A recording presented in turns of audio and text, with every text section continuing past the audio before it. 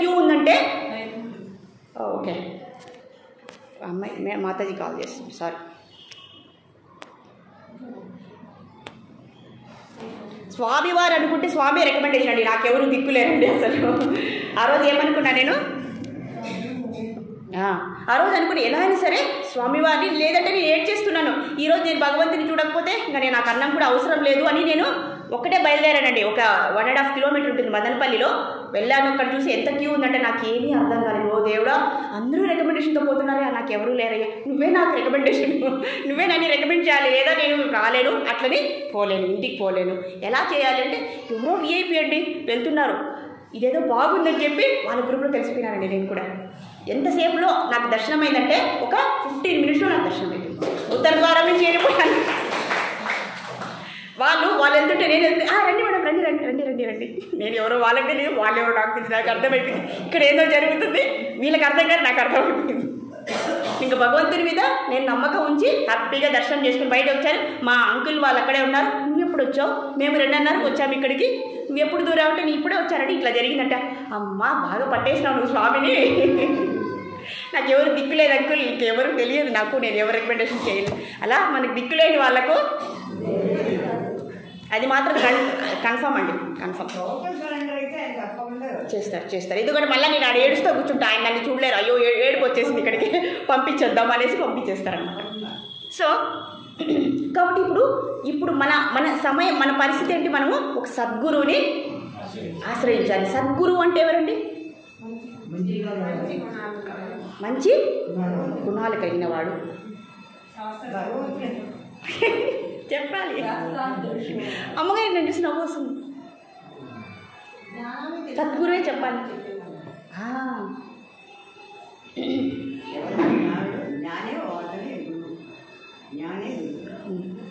ఇంకా మీరు ఎవరు చెప్తారు ఎన్నిబడి?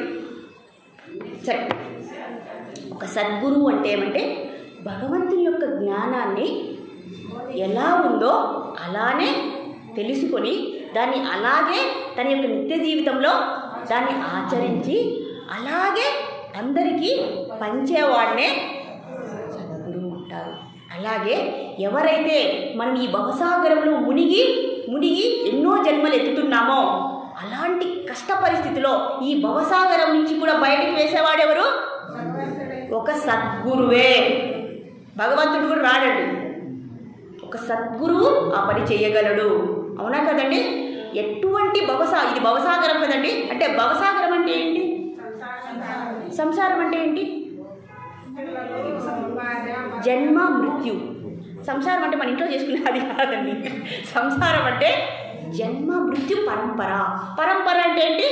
జన్మిస్తున్నాం మరణిస్తున్నాం. కుక్కలు, బిల్లులు, ఎలకలు, పక్షులు, పాములు, తేళ్ళు అన్ని విధాలుగా జన్మించేస్తున్నాం. దీన్నే భవసాగరం అంటారు. ఈ పరంపర నుంచి చూడండి, భవసాగరం ఎంత పెద్దది. ఈ గురువు అనేవాడు ఎవరంటే ఒక నావికుడు. భక్తి అనేది ఒక పడవ, గురువు అనేవాడు నావికుడు. అవునా కదండి? ఇప్పుడు ఎంత పెద్ద నది అయినా కూడా ఒక చిన్న పడవ మనల్ని ఒడ్డుకు చేరుస్తుంది కదండి. చేరుస్తుందా లేదా? కాబట్టి గురువుని ఆశ్రయించాలి. ఎవరంటే ఈ భవసాగరాన్ని నుంచి మనమల్ని తీసుకొని భగవంతుని దగ్గర చేర్చేటటువంటి బాధ్యత ఎవరిది? గురువుది. అది గురువు యొక్క. శిష్యుడి యొక్క బాధ్యత ఏంటి? శిష్యుడు ఎలా ఉండాలి? శిష్యుడి యొక్క లక్షణాలు ఏంటి? ఎవరినంటే వాళ్ళు గురువు ఒప్పుకోరు.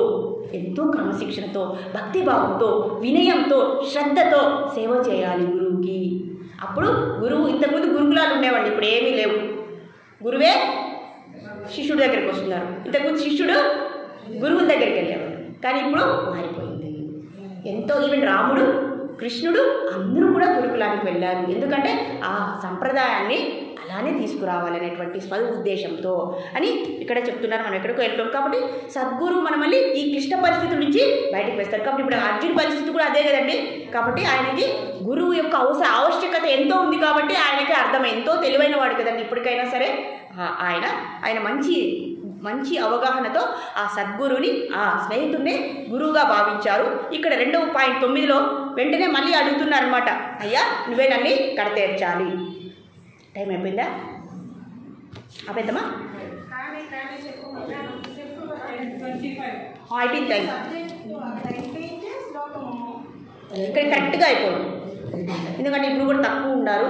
ఇది చాలా చాలా ముఖ్యమైన విషయాలు. మనం మండే అయితే సోమవారం అయితే చాలామంది వస్తారు, అందరికీ ఉపయోగపడుతుంది అనేటువంటి మన అందరి యొక్క అభిప్రాయము.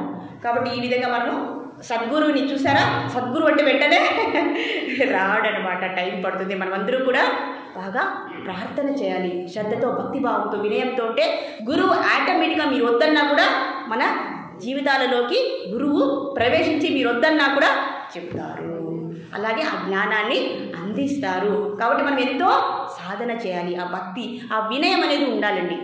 భక్తి యొక్క రిజల్ట్ ఏంటంటే వినయము. ఆ వినయం ఉన్న వాళ్ళకే గురువు లభిస్తారు. గురువు లభిస్తే ఎవరికైతే గురువు లభిస్తారో, ఆ మంత్రోపదేశం చేస్తారో వాళ్ళు వైకుంఠం వెళ్ళినట్లే అని మనము ఈ ప్రవచనాన్ని ఇంతటితో ఉంచుతాము. సో ఈ ఎంతో సదవకాశం ఇచ్చినటువంటి సత్యసాయి బాబా వారికి నేను ఎప్పుడూ రుణపడి ఉంటాను. ఎందుకంటే నాకు మొట్టమొదట కదిరి నరసింహస్వామి తర్వాత ఈ అవకాశం ఇచ్చింది మన స్వామివారే. కాబట్టి ఆయన్ని ఎప్పుడు నేను ప్రార్థిస్తూ ఇలాగే మన దగ్గర భగవద్గీతలో మనకి ఇలాగే జరపాలని భగవాన్ని మనము సత్యసాయి భగవాన్ని ఎంతో ప్రార్థిస్తూ ఆయన శ్రీచరణాన్ని నేను ఆశ్రయిస్తూ ఎంతో కృపనివ్వాలని, శక్తిని ఇవ్వాలని, ఆ జ్ఞాపక శక్తిని నాకు ఇవ్వాలని, అలాగే అందరికీ ఇవ్వాలని ప్రార్థిస్తూ హరే కృష్ణ కృష్ణ కృష్ణ హరే హరే, హరే రామ రామ రామ హరే హరే. శ్రీల ప్రభుపాద్ की जय, श्रीमद् भगवद्गीता की जय और वैष्णवास की जय. हरे